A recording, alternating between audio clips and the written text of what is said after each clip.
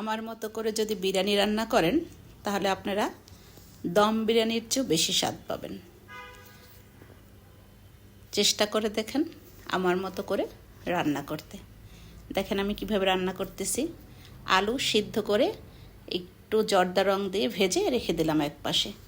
আর এখানে আমি বিরিয়ানিতে আমরা যেসব মশলা ব্যবহার করি সব মশলা কষায়ে ফার্মের মুরগি নিয়েছি, এটাকে কষিয়ে নিচ্ছি। মুরগিটা আমি আগে কষানোর আগে একটু ভেজে নিয়েছিলাম। ভালো মতো মুরগিটা কষিয়ে নিচ্ছি। এই কষানো মুরগিটাকে আমি আবার তুলে নেব। আর সেই ঝোলের ভিতরে আমি রাইস মানে পোলাওর চালটা দিয়ে আবার কষাবো।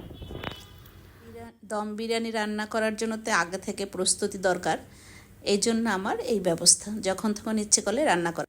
কষানো চাল থেকে অর্ধেক চাল তুলে তার ভিতরে মাংস দিয়ে দিচ্ছি এবং একটু পানি বিছিয়ে দিচ্ছি।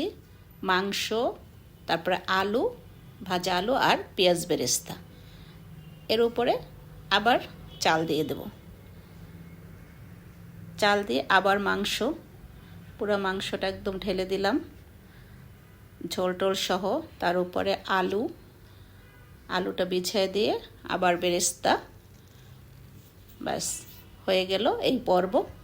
এবারে পানি দিয়ে দিলাম 4 কাপ পানি।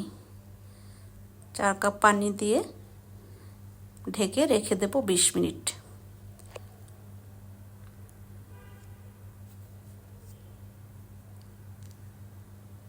ফিরে আসলাম 20 মিনিট পরে। চাল সিদ্ধ হয়ে গেছে, সুন্দর ঝরঝরা। মিক্সড করে নিচ্ছি। মিক্সড করে আবার কিছুক্ষণ দমে রেখে দেব। আর এদিকে আমি মাছের কাবাব, মাছ এবং আলু দিয়ে কাবাব বানাইছি। এই কাবাব ভেজে নিচ্ছি। এই তো রেডি হয়ে গেল খাবার। ডিমের কোরমা, মাছের কাবাব, তারপর সালাদ আর বিরিয়ানি। সবাই ভালো থাকবেন। দেখা হবে অন্য কোনো ভিডিওতে। সেই পর্যন্ত আল্লাহ হাফেজ।